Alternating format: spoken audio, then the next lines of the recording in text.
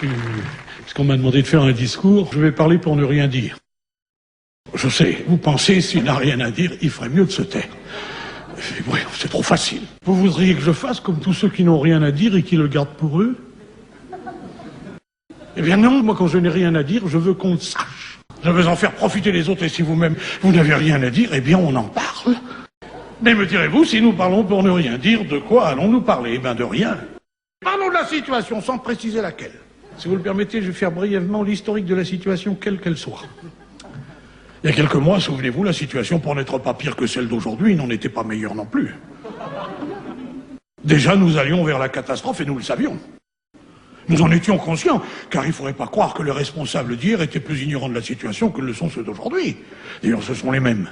Oui, la catastrophe, nous le pensions, était pour demain. C'est-à-dire qu'en fait, elle devrait être pour aujourd'hui, d'ailleurs. Si mes calculs sont justes.